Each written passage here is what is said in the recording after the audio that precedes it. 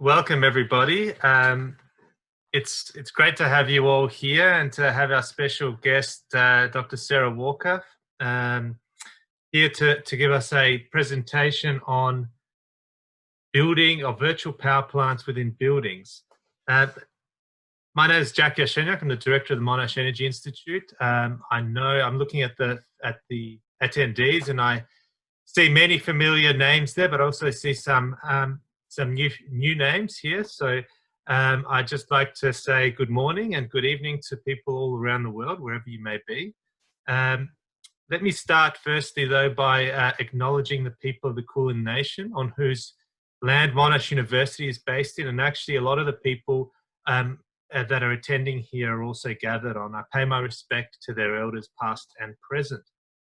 Now, this is obviously an online lecture today given by Dr. Walker, and so many of you won't be here, but it's important to recognise that these peoples are our foundational engineers in Australia, and they are the people that introduced the concepts of energy and sustainability inherently to our country, and there's a lot we can learn from them.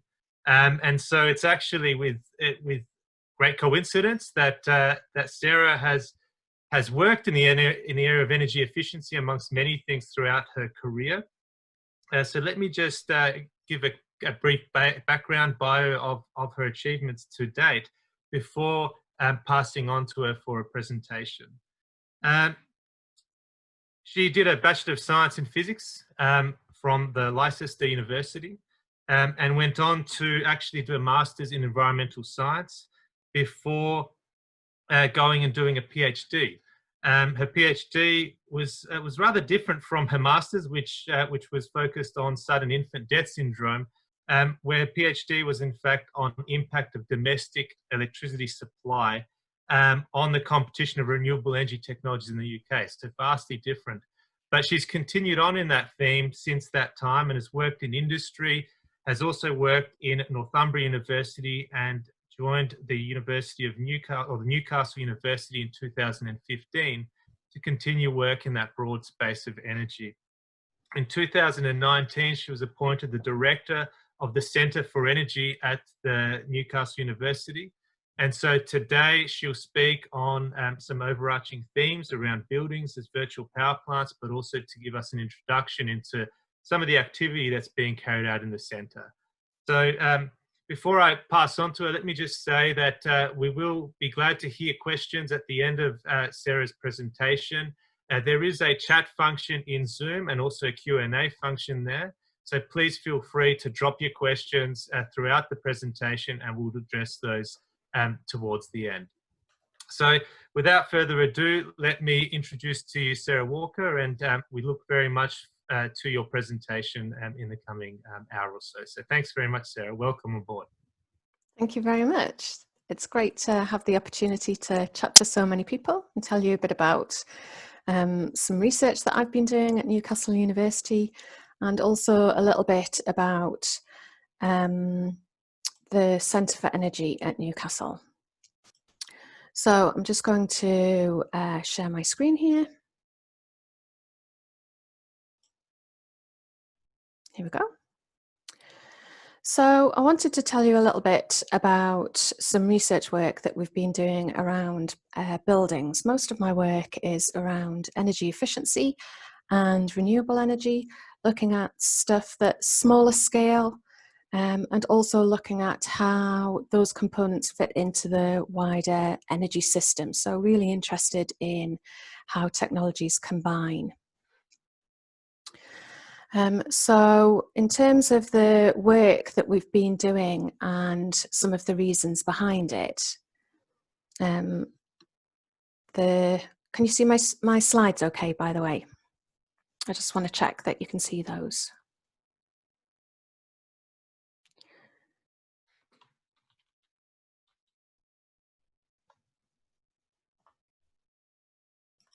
Let me just check the chat and make sure. Yes, great. Okay, thank you. So in terms of the reasoning behind the work that we've been doing, then it's quite clear that the energy sector is undergoing quite a bit of change around the world. And the motivation, certainly in the UK, is around decarbonisation and the need for change in the sector from the point of view of emissions of greenhouse gases. It's around digitalisation and how we are moving towards systems that are smarter, that are exchanging data more, that are measuring more. And also a bit of a trend that we're seeing, certainly in the UK, around decentralisation and the opportunity for more local generation, more local decision making, more local energy systems.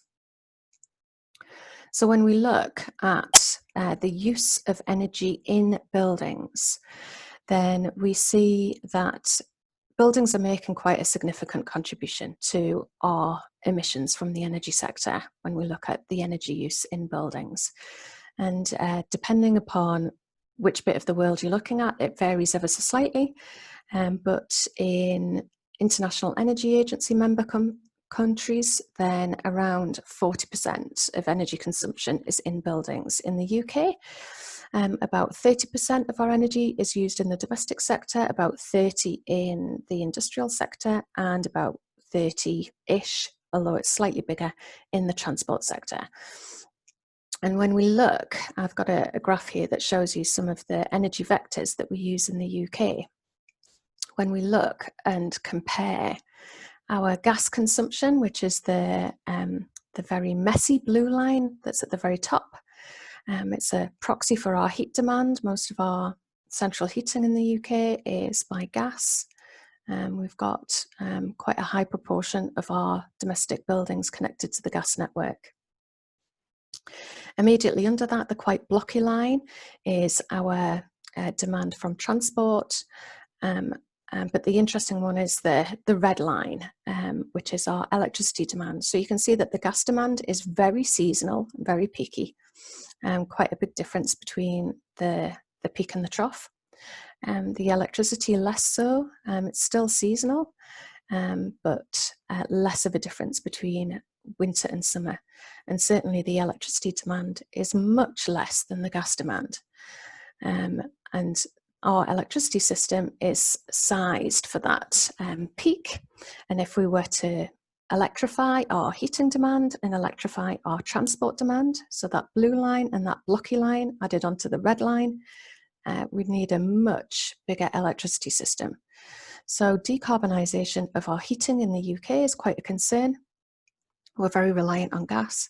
We haven't really worked out how we're going to decarbonise.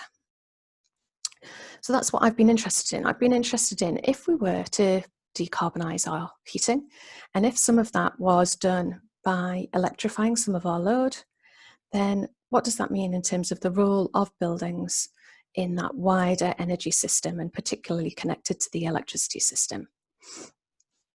So then in terms of,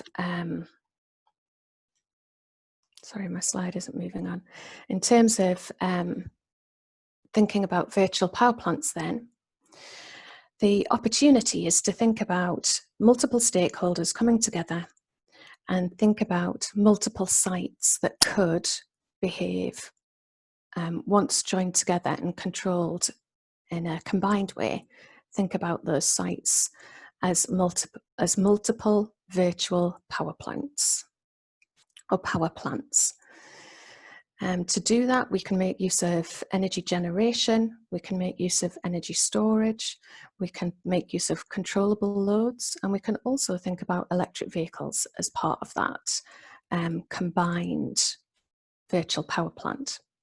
But to do that, we need to have measurements, we need to have communication technology, we need to have information flows. And that, therefore, information flow needs to be shared across those stakeholders in that virtual PowerPoint in order to understand how to optimize whatever it is of interest to the common stakeholders. So they might want to optimize their generation, they might want to optimize and maximize their profits, they might want to make sure that they're able to participate in demand response, which is the DR acronym. and to be able to offer trading and financial flows in the electricity markets. So that's what we were imagining. We were taking this premise that you could take a building and you could take multiple buildings and you could control them in a way that they behave like virtual power plants. So we're looking at a particular building that's a great case study for us because it's got lots of sensors in it. And it's called the Urban Sciences Building. It's on a site in the centre of Newcastle that was called Science Central when we started the project. It's since rebranded. It's now calling itself Helix. But you can see on the left-hand side the electricity network diagram. The Urban Sciences Building on the diagram is next to another building called the Core, which was the first building on the site. The site is jointly owned by the council and the university. The Urban Sciences Building has got some photovoltaics. It's also got some PV thermal. It's got energy storage, electrical and thermal storage as part of the labs in the building, because this is a university building with research facilities. Just outside of our building, there's an electric vehicle charging station getting built. It was originally going to connect into the building transformer bus bar here, but they decided to set it up separately. So our transformer's now oversized, but there you go. And there's a CHP on site. So what's a bit weird about the site is that originally there was going to be an energy centre, there was going to be a thermal network, all the buildings were going to be connected to it, and then the thermal network and the CHP has only just been commissioned. Our building's been open for 2 years. So our building had to have heating and cooling separate to the thermal network because it wasn't ready in time, but our building was getting built earlier. So on the right-hand side is just a schematic showing some of the different components of the building itself.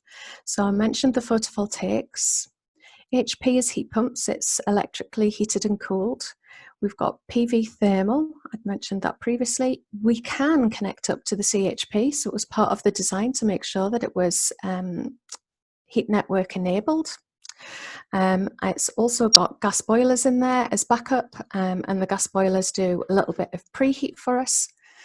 And then within the building itself, we've actually got a little bit of the building that's a DC grid. We've got some different lab facilities in there, including storage that enables us as a building potentially to check out some of these technologies and see what's the potential to control those in a way that it's coordinated and can offer services to the local network. So this is what the building actually looks like. My office is on this floor here. It's a lovely building to be in. It's only been open 2 years. Everything's lovely and new. And it's quite large. It houses our computer science school. So there's lots of students in here, as well as staff, as well as technicians working in the labs. We had part of this 58 million budget was spent on lots of sensors. The idea was that this building was in itself a lab, so a little bit like the building that you've just got going up and hopefully opening soon. In that we put in lots and lots of extra sensors and meters. What that means is that we've got lots and lots of data, which sounds great in principle until you try and analyse it. So it's quite a lot of data for us to work on, and the schematic on the right is all of the heating, ventilation and air conditioning shown in 3D. So there's a lot of stuff to measure in the building. So what that means in terms of the way the building was designed was that, you know, if you ask academics how they'd like a building that's going to be a lab, how they'd like it designed, then of course we go, well, we'd like to separately control each floor and we'd like to separately control each zone. And so because we'd specified that to the designers, they put in a lot of heat pumps, smaller heat pumps, but lots of them, to enable us to do zoning control and also flow control. So we've got 3 key zones which are called cores, and that's where the services are based around three service cores. And we've got 25 heat pumps in total. 3 are on the roof and they only go in one direction. They only do heating and they're for hot water. But the other heat pumps are dotted around the building and they can operate in reverse. So they provide heating and cooling to the building. All of those are sensored up, as are all of the spaces. So once you get inside, some of the exterior and the reasoning behind the exterior becomes a bit more obvious once you're inside the building. So there's part of the roof over the atrium is sloped upwards. It's got skylights in there, and we've got a green roof, and part of the research is around the different species on the green roof, and we can look at how they perform in urban environments. Immediately behind that is a big glass facade. You can see that some of the windows are open. They open automatically. They open into the atrium. So the atrium doesn't directly have heat pumps in it. It's just got a lot of solar gain into the space because of all the glazing. And those windows open automatically if the atrium gets too warm and it needs cooled down. Some of the downside to that is when the windows are open, that means that insects and birds can get into the building. So we have had some problems with wasps and birds managing to get into the atrium. But this is what it looks like from the inside. So there's lots of natural finishes in the building. It's very light. That's quite a big open space that the atrium's got. Just off to the left in that picture, you can see a kind of brown enclosure. That's the entranceway. So it's a double entrance to stop heat loss as you're coming into the building. There's 2 separate doors, so you enter a little vestibule. Each space has got one of these displays with a sensor pad above it. So the sensor pad is containing sensors for air temperature, relative humidity and carbon dioxide, so measuring the fresh air in the space. And the control panel underneath allows you to scroll through and see what the measurements are in each space. And you've also got a little bit of control. You can turn the temperature set point for your zone up or down by up to 1.5 degrees. And this is what some of the services look like. So it's all exposed, there's no fake ceilings.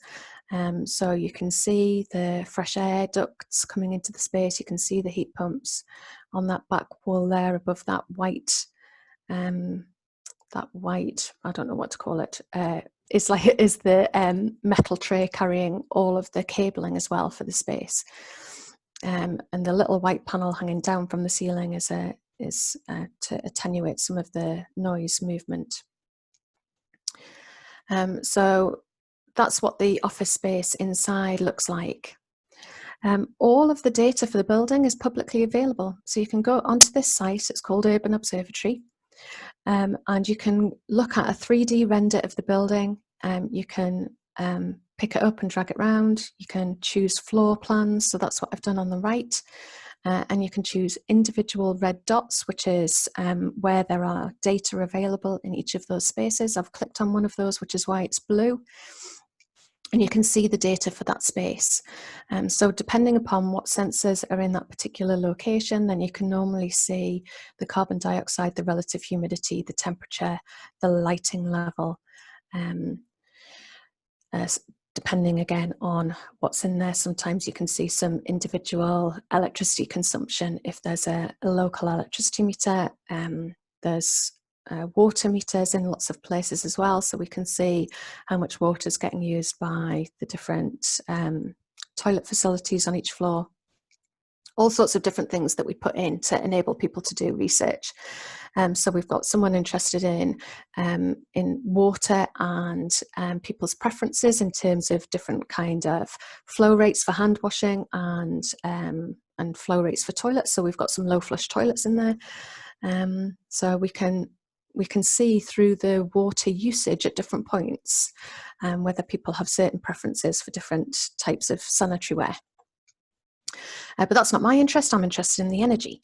So what we did was we took all the building assets and we did a little bit of an audit. We looked at what energy use in the building could offer demand response. What could we essentially turn off or turn up? So we looked at the heat pumps. We're okay to turn all of those off. We can turn them down 100%, and we can turn them down for 4 hours. All of the heat pumps are on circulating systems. So we have a primary water circuit, and then the heat pump, and then the heat pump heats or cools water going through the circuit to provide heating or cooling running around the secondary circuit into the space. And so we have primary and secondary circulating pumps that we can turn up or down. And again, we can turn those off completely, and we can leave them off for 4 hours. On the primary side, we have to give a 5-minute preparation time for that, so that we can ensure that there's no air entering the system. We can turn down the air handling units that are providing fresh air into the spaces. We did some work on the lighting and looked at what was the current lighting level in the spaces, how much could we turn that down and still meet the recommendations in the design guidance. So we reckon we can turn that down by 24%. There's no limit to the duration of that. And we also looked at lifts, and we've got 2 banks of lifts. So we could turn off one set and the other set would still be running.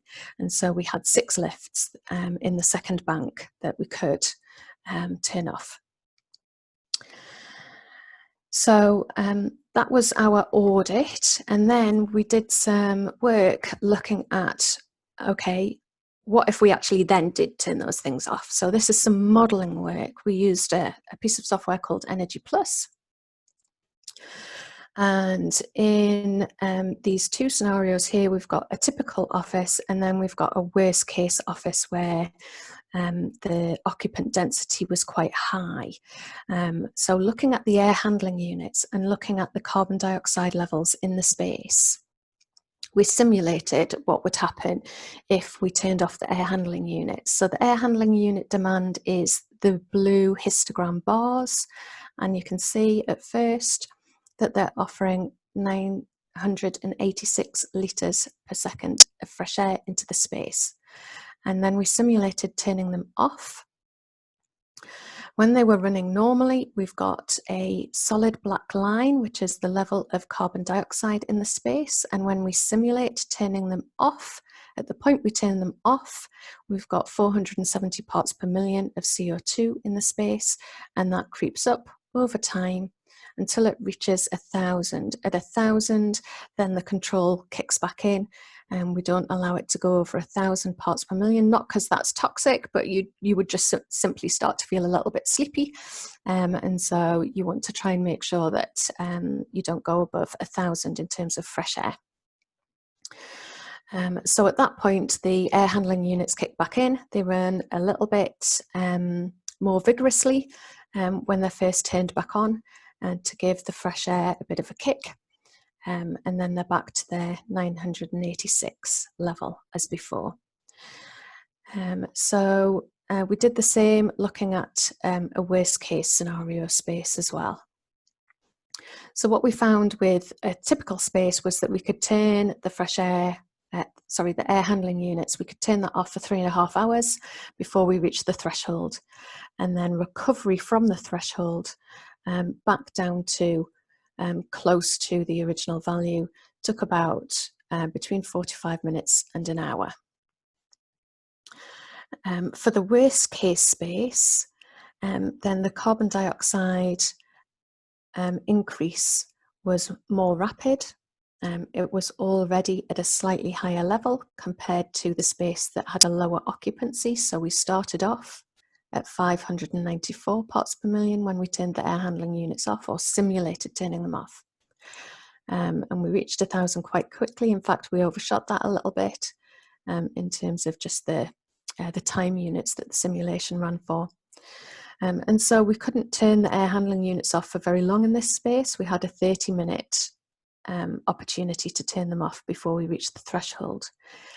But the heavier dotted line shows what would happen if we allowed fresh air to be delivered to that space simply by opening the window, in which case we don't reach the threshold and we could turn the air handling units off. So if we wanted to do a demand response in this space, it would make sense to inform the occupants, ask them to open the windows, and then do the demand response, because then we could do it for longer. In terms of heat pumps, then we looked at demand response, and we started off looking at what's the opportunity to turn off when they're in heating mode, so in winter. So we've got some typical days here, and each of these data points is a particular space in the building, and we looked at the building currently. The control is such that heating and cooling is delivered between 8 and 5. So we, rather than simulate, these are measured, and this is what the building does after 5 o'clock. Once we turn the heating off in the evening, what happens to the temperature? So in some spaces, the building starts to cool down. In some spaces, the temperature actually moves up in the first period of time after the 5 o'clock. So we're looking at a cooling rate here. And design guidance says that individuals in a space will not notice if your temperature drift is 0.5 degree per hour. More than that, and people might feel uncomfortable. And so what we wanted to do was understand how many spaces were experiencing in that first hour a cooling rate of more than 0.5 degree, because those spaces would potentially be uncomfortable if we did demand response in those spaces. So you can see that a lot of the spaces are experiencing less than 0.5 degree of change in that hour. And so in terms of the data points that we had just over 1% of our data points showing a temperature drift of more than 0.5 degree. In terms of summer, and seeing what happens when the heat pumps are turned off and stop delivering cooling, then some spaces are warming up, some spaces are cooling down. We're still interested in this 0.5 degree. How many spaces are experiencing 0.5 degree or more of temperature drift? And it's more in the case of summer warming. So about 14.5% of our measurements show that things are warming up more than 0.5 degree per hour, 14.5% of our measurements. So the building is thermally quite heavy, it's quite slow to respond. It's responding slower to cooling down compared to heating up, in terms of the difference between summer and winter and turning off the heating compared to turning off the cooling. So we looked at our total opportunity to offer demand response from our different loads then. So the dark line, that's the one that's the highest, is our heat pumps, and you can see the different responses we can offer in the different months of the year. So generally it's a little bit higher in the winter months, but there's also a bit of a peak in the middle, which is our cooling load.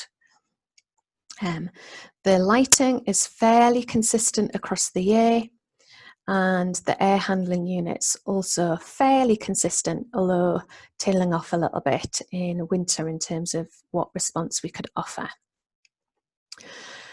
So what that means overall, if we were to offer demand response in this building on a half-hourly basis and looking at the potential across a typical year, then we think on average we can offer about 46% of building electricity consumption as demand response.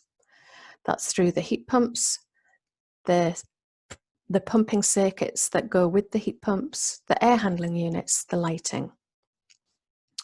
in the end, we didn't bother looking at the lifts because it was quite a small load. And a very small amount of those loads need advance warning, and the vast majority of those loads can offer a service up to 4 hours in length. Autumn and spring, slightly lower levels. Winter and summer, slightly higher levels of demand response available. So we then thought, well, what does that mean for the electricity system if we were to offer that? What's the potential benefit? So we looked at, what if you were trying to offer the same amount of demand response from a battery rather than the building? So what we've got here is our instantaneous power compared to our available demand response from the point of view of an energy amount. So we've got a power amount and an energy amount. We've got some error estimates here as well.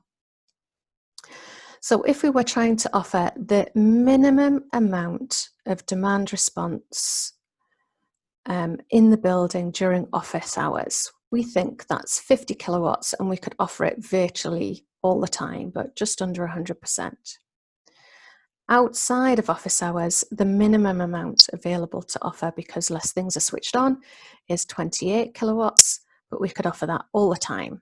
If you average that over a full annual cycle, then you get these kinds of energy and power availability. And in terms then of what that means in terms of battery, then if you were to buy a battery that size, it would be costing you £473,000, lithium ion, based on pricing from, I think it was 2018, the pricing we were able to get when we wrote this journal paper.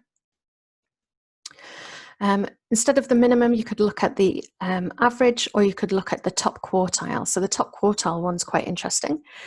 So if we offered during office hours demand response, then our quartile 3 offer, we could offer 168 kilowatts of power. We could offer that just under 28% of the time, so about 684 kilowatt hours over a 4-hour period. Taking into account recovery and when those things are on and so on, then 27% of the time we could offer that level of demand response. An equivalent battery, £1 million.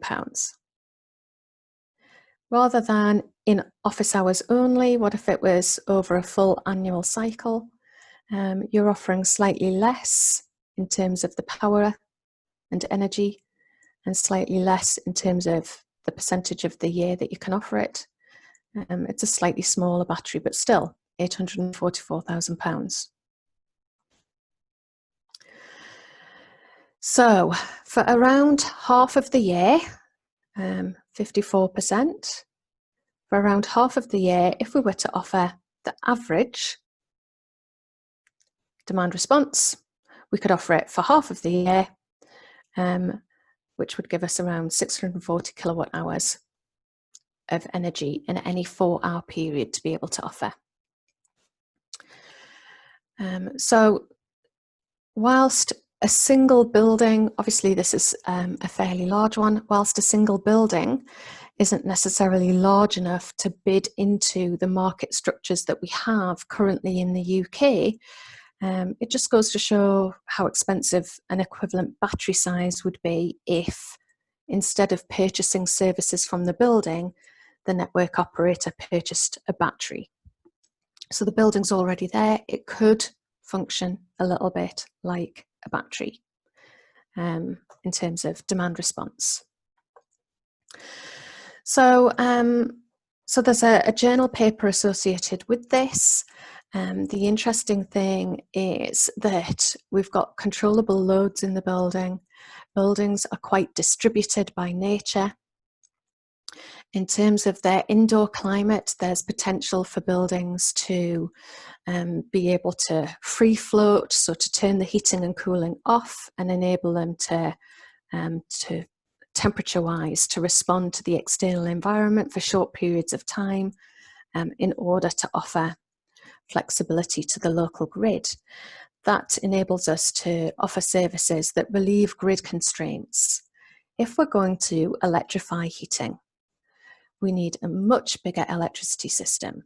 One way to reduce the cost of that is to ensure that we relieve grid constraints through flexible operation.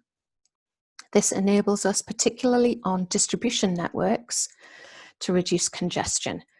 So demand response events can offer that network service. What's important in terms of the building occupants is that we've been able to show that if well coordinated, if considering fresh air requirements and openable windows, if considering temperature response and that free float up and down by 0.5 degree within an hour, we know that the thermal comfort of the occupants and the fresh air requirements of the occupants, that those can still be met, that the occupants wouldn't necessarily notice any difference in terms of turning load on or off. And so commercial buildings like the one here, our building is actually average, unfortunately, in terms of its energy performance. It's not an excellent best practice. It's an air-conditioned space, and in terms of its energy consumption per unit floor area, it's squarely in the average bracket, not the excellent bracket. And so it's a good example of what commercial buildings could do. They can operate as electrical energy storage assets and enable support to our future dynamic and interactive energy system. So the full set of results are in the paper that I've put on this page here. There was quite a lot of data and a lot of scraping of data out of our system, working quite closely with the Urban Observatory colleagues in order to get those data flows working. So we've got some follow-up work just showing some of the data quality issues. The work here used 5 million data points in order to do this analysis, but the building is collecting billions of data points. So it's a rich asset of data that you're welcome to go onto the Urban Observatory website and download. You can download data sets from across Newcastle. So if you're interested in looking at what's happening in terms of traffic, there's traffic data there, there's air pollution data there, there's data from lots of the university buildings, we've got weather stations that you can download data from, quite a lot of resource on that site. This work was funded by the National Centre for Energy Systems Integration, which I'm the principal investigator for, which is a partnership of 5 universities. So that covers the building as a power plant work that we did. I just want to switch to a different presentation and show you a little bit about what the building is doing now during shutdown. So we've got some data showing energy consumption during shutdown for, display.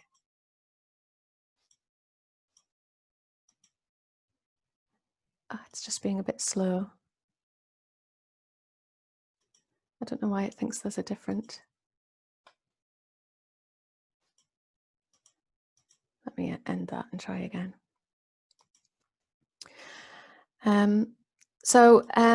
The building during shutdown is, here we go, I'll just leave it like that maybe. The building during shutdown is our yellow line here. And we've got a dotted green line that is our average, and then a maximum and minimum of the typical energy consumption of the building. Now, in the UK, we officially shut down on the 18th of March, but the week before, the university was asking people if they could work from home to work from home. And so we saw a very significant drop in energy consumption in the building throughout March. The building is now on a maintenance cycle. And the same for April. So the red line is energy consumption as measured, and the green is our dotted line average, heavy green line maximum, lighter green line minimum. What's interesting is that a weekend with nobody in the building on maintenance is not that far off a weekend in the building when it's actually operational. So we're trying to understand a little bit more around why the building is using a certain amount of energy still while it's in shutdown. So it's quite interesting just to see a little bit about what's going on as the building is not in use.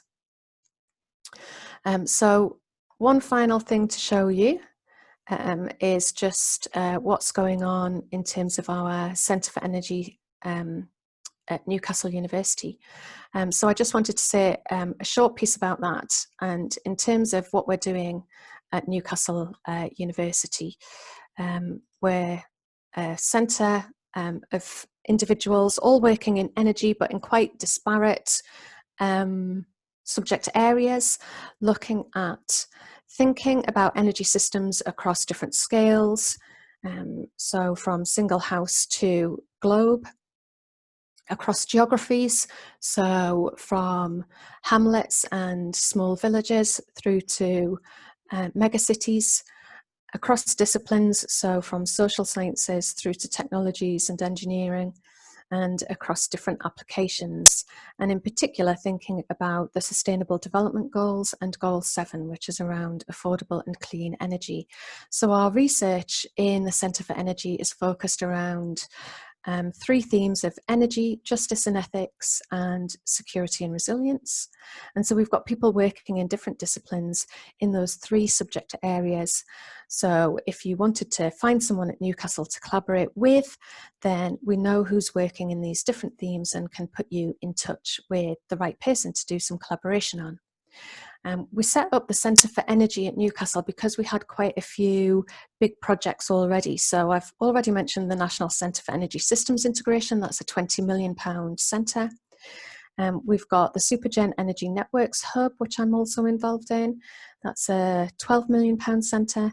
And the North East Centre for Energy Materials, which is a collaboration across the North East universities of Newcastle, Durham and Northumbria. And our Centre for Energy is set up particularly to bring together staff from different job groups. So we have researchers, we have technicians, we have academics, and we have professional support staff involved. We've got an Energy Month coming up. I've shared some of those details with Nancy and Jack to share with the Monash Energy Institute. Our first event is on the 8th of June, and it's about child poverty and fuel poverty. The times might not work so well for Melbourne and for where you might be in the world, because I realise there's a few different people from different places, but we'll be recording these and then uploading them to our website, so I'll send the links for the recordings once they're available. So thank you very much. That was a bit of a whistle-stop tour of the Centre for Energy, but hopefully we can take some questions about the research as well. Thank you very much, Sarah. I'm never sure how to give an applause at this stage, but I think thank you very much to you. It might sound like a bit of a solo clap, but I'm sure there are many people that are acknowledging your contributions here. A whirlwind, as you said, of activity across the centre, and what you're doing there in the virtual power plant space is very interesting. There's quite a few questions coming through, and I will try and get through them as we go. But let me just quickly ask something which is quite interesting, that final point you made. There certainly does seem to be a lot of energy being used in buildings just in operational mode. So when you're modeling the actual virtual power plant nature and where you can get efficiency gains, how do you consider that kind of residing maintenance energy consumption, and where do you think most of that energy is actually going? Because that seems like a complete waste in many cases, especially when there's literally nobody in that building for prolonged periods of time. Yeah, yeah. So we haven't looked yet at a breakdown of that, but we should be able to, because everything is separately metered. I think it will probably be some of the circulation pumps still moving fluid around in order to make sure that the pipes aren't furring, essentially, that we're not getting any corrosion due to stagnant water in the system. Before buildings open back up, we'll have to go through a preheat of all of our wet systems in order to avoid any issues of Legionella. But that'll be before opening. That's not being done regularly. That'll be done as and when needed. We do have the PV thermal and the PV and I suppose all of the sensors that are slight energy consumption points in the building. We shouldn't have the air handling units on. The windows into the atrium, I think, are now locked unless the space goes above 40 degrees centigrade. So the motors there won't be energy consumers. But what could be is all the associated Wi-Fi hubs and some of the server facilities in the building, because it's the computer science building, and so there is some local server provision in the building. Not loads. Some of our server facilities are actually located off-site, but that could be part of the consumption. So I think we need to drill down into those individual data points to try and understand it better and to work with estates on that one. But it's really interesting to see that, even in maintenance mode in lockdown, where estates are only going on into buildings once a week to do a safety check, then we're still having quite significant loads. Yeah, absolutely. Thank you. Look, I'm just going to choose some random questions here and fire them at you, Sarah. So the first one's from Nick White. Is there plans to link the building control with an aggregator to offer DSR in the national grid balancing mechanism? ? Do you have a feeling for how much control you would allow an aggregator? Great question. Okay. So we've been talking to an aggregator called Flexitricity. They do bid into the central demand response market. So at present, we don't have a contract with them, but estates are looking at what they could do in terms of the overall estate provision that they've got, and how they could then set some constraint boundaries that within which the aggregator could operate. So there's been some discussions around that. What I think is more interesting is actually what could we do at the local level. So at the moment, the only demand response market is at the national level in the UK, and it's to National Grid, and it's to support the transmission level for frequency response. But potentially, we're in a situation in the UK where we're looking at, could our distribution network operators, who are very passive at the moment in terms of what they're allowed to do because they're heavily regulated, what if they became more like system operators and did some local balancing? And that could potentially enable more renewables to connect at lower voltage levels, and for them to be able to manage and balance that at a local level. So it's a little bit more interesting to see how local markets might develop, actually. And so we're in another project at the moment called Active Building Centre, where we're looking at the potential for local markets and peer-to-peer operation. Okay. So a follow-up question, or related question, is from Victor Sun in the questions and answers tab here. For the system deployed at the Urban Science Building to enable it to be a VPP, was the university team responsible for the system integration? also, was the energy management system controls developed by the university, or is it an off-the-shelf solution being used? Okay, so it's currently an off-the-shelf package. It's a Siemens package, and Newcastle University is a global principal partner of Siemens, so they are a partner on that project. And as part of the follow-up work, what we want to do is work with them on what the control architecture would look like within the existing packages that they sell, so the commercial products. That's why they were interested in getting involved in the project, because they were thinking about moving their products on and thinking about what kind of additional functionality consumers might want in the future. So at the moment, the control system is just a bog standard one. We would need to manually operate the building differently in order to offer any demand response. But we're looking at the control architecture and working with the provider to see what kind of changes in that control architecture would be needed for the building to be a bit more automated. Okay. Clearly a big opportunity in that space. So another question from Max Kamali. What was the standard for the 0.5 degree variance within the comfort levels? So that's a standard published by ASHRAE. So that's the American equivalent of CIBSE, the Chartered Institute for Building Services Engineers. So it's a standard produced for guidance to building services engineers, and it's the American version that's got this thermal comfort half a degree per hour. So it's an ASHRAE standard. ASHRAE standard. Having gone through this process now, there's a question from Jeff Robinson. If you were designing the building again, is there anything you would do differently, knowing what you know now? Oh my goodness, yes. The building is totally overspec'd. With the demand response and with the way that we could control it, then we don't need floor level control in order to do demand response. What we could do is control by zones. So there's a particular zone where all of the lecture theatres are. There's a secondary zone that's kind of some seminar rooms, some teaching, computing rooms, and some open study space. And then there's a third core where all the staff are. So you could, depending upon the building occupancy, control those zones separately, but you don't have to control by floor.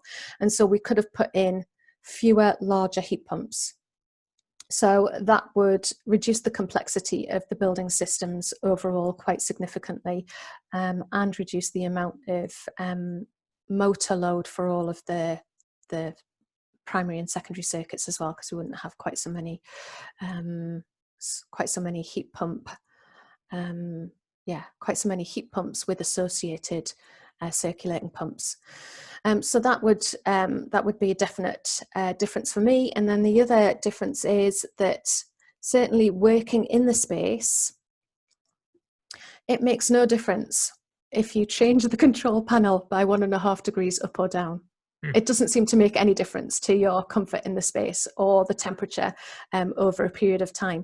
So I would reduce the complexity of some of the panels in the individual spaces as well, and remove some of that because it isn't actually making a difference. People don't bother using the zone controls, those little panels, and changing the temperature. We just open or close windows in order to make it more comfortable, because that doesn't seem to actually make a difference.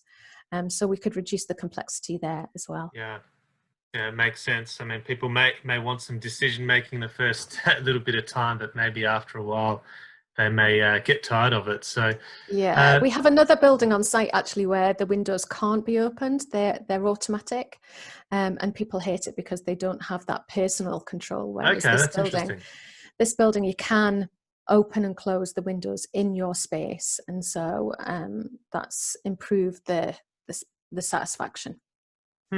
That's interesting. I'm looking at a question here from Jeff Robinson again. Did you undertake airtight testing and thermal bridge testing, and how did the building perform? To be honest, I don't know. I don't know whether that was a contractual requirement before the building was handed over to the university. We, as the university, haven't done that. I don't know whether we required the contractors to do that. Okay. I would have to find out. Good question then. Yes, yeah. We still talk to the building services engineering company, so I can ask them. Okay. Now, this is a bit of a related question on the building design. What are your thoughts on thermal coatings for roofs, windows, and walls?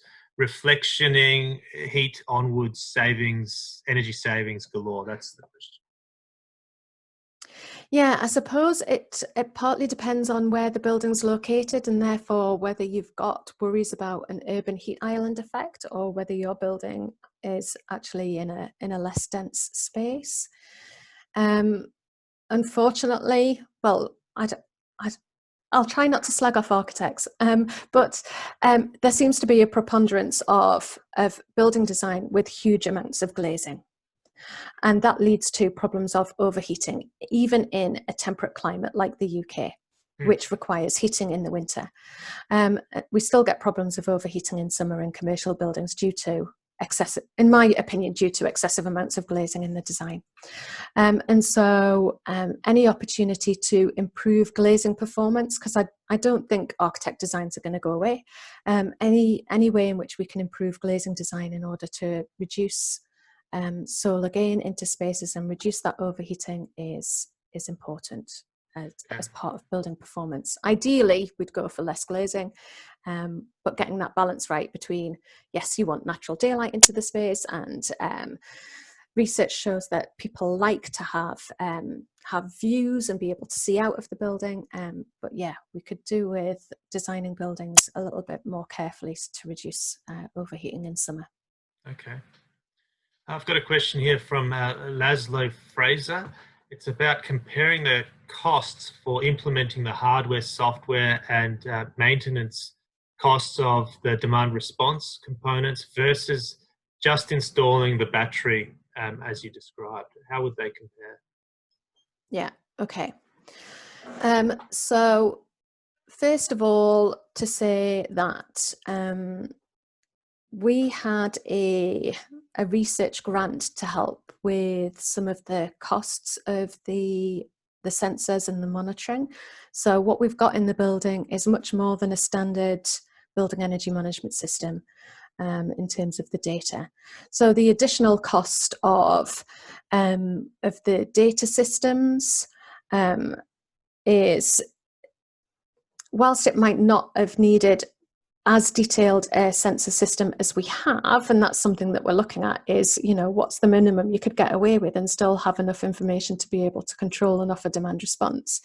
You've still got some additional costs in order to have the data that you need to know whether your spaces are heating and cooling too quickly for your occupants to feel comfortable, and whether you've got sufficient fresh air in the space for your occupants to feel comfortable, and so on. So there are some additional costs associated with that. In terms of the heat pump switching on and off, and the pumps as well for the circulation, then to be honest, we've not looked at that. So it's a really good question to think about that for follow-on research. There's been work done obviously on batteries and the cycling of batteries and the battery degradation that you potentially get depending upon the depth of discharge. But yeah, we haven't looked at the duty cycle of the heat pumps and the circulating pumps and seen what impact there might be if we were to offer demand response and turn those off more often. Okay, yeah, very interesting. There's still a few questions coming, and Nancy has advised me that she's extended this for a few minutes. I know Dr. Walker is a busy woman, and so we won't extend it for too long, but it's good to have so many questions here. So there's a question here around energy forecasting. Or do you use any energy forecast models to trigger demand response?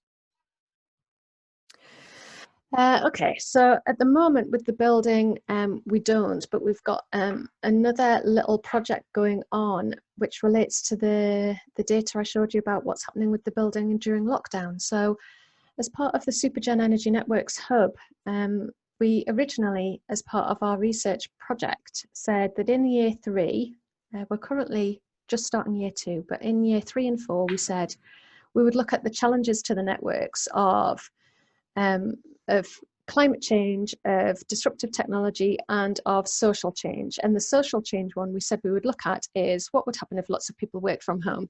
And so kindly the government has made everybody work from home so that we can move our research forward and actually have some measurements instead of some modelling.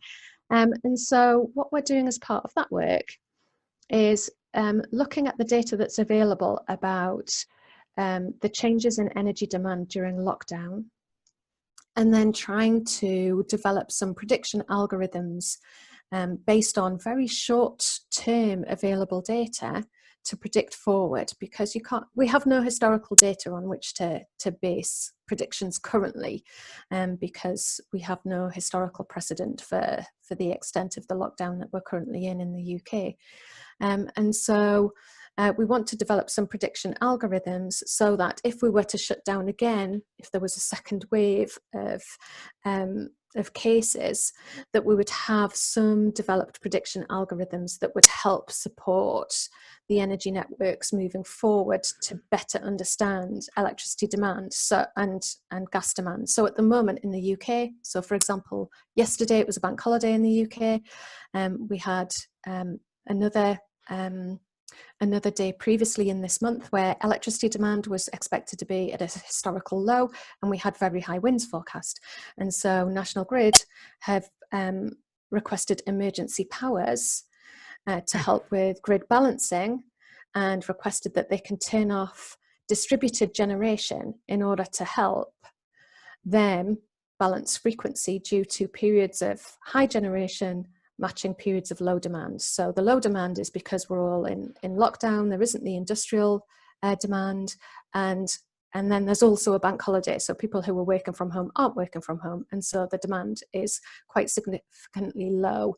And that was expected yesterday. It was very windy and sunny here yesterday, and it was a bank holiday, so people weren't working. Although unfortunately lots of people seem to go to the beach. I missed a trick there. I thought we were still in lockdown. Well, it's good to have a nice day. Yes. So I've got a couple more. Is it okay if we continue with some of these questions? Yeah, that's Sarah? Fine. It's 9 o'clock in the morning for me. It's 6 o'clock at night for you. Not a problem from my side. So one from Max Kamali. Were there any discussions with network providers to realise the beneficial benefit or the financial benefit of deferring potential network upgrades or relieving grid constraints? 2, were there any studies to respond to spot market events or network stability supports, e.g. frequency control response? Yeah, okay. So the distribution network operator in our local area is Northern Powergrid, and they were a partner on the project. So yes, they were involved. They're interested in studies like this because they are making a case to the regulator to move from being passive to being more active in the way that they manage and control their network. In terms of their interest then, another partner in this project was the local council, because they have quite a lot of building stock in the city centre. And so what we were talking about in some of those joint meetings was how to offer a coordinated response to the local network operator across a much bigger urban area.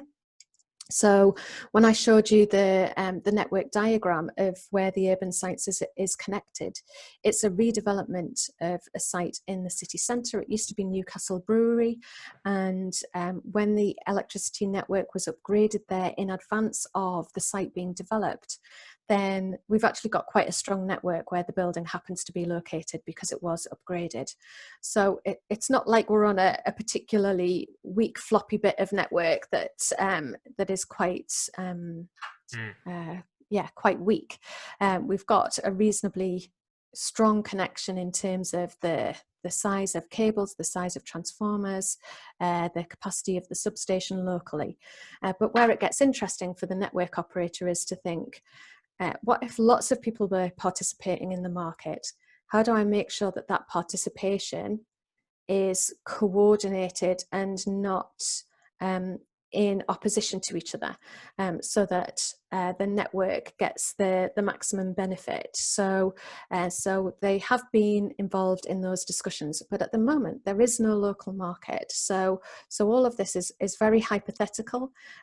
We haven't actually done any turning off of the building, other than, you know, we've checked what it does when the heating and cooling turns off normally. We had one event during normal operation when the electricity got turned off, and that was accidental because there's still other building going on site, and someone must have dug up a bit of cable, and so the protection kicked in, and the all of the electricity to our building got interrupted. So we're not currently able to offer that service. There is no market locally to offer that service, but the network operator is very interested in being oven ready for when that opportunity is available. Fantastic. I think that's a really great point to stop, because it speaks of the need for continuing work in this area and for a change at that retail level, but also at the energy systems level. And these changes need to be undertaken around the world. So the work that you're doing there at Newcastle University is world leading, and it's fantastic. So thank you very much, Sarah, for a very insightful presentation tonight, or in the morning for you. I certainly enjoyed it. I'm sure that all the attendees here got a lot out of it. In fact, I'm seeing a lot of the comments here thanking you for your contribution. So with that, thank you very much, Sarah. It's been an absolute pleasure, and well done to you and your team for the great work that you've done here. Thank you very much. Thanks for the opportunity to tell you about the research. And if you've got any questions to follow on, then I'll be happy to take them by email. My email is sarah.walker@newcastle.ac.uk, and it's Sarah without an H. Thank you very much, Sarah, and thank you all to the attendees here and the participants who have made the effort to join us in. So have a good evening and have a good morning to you all in the other side of the world. Thank you very much. Thanks a lot.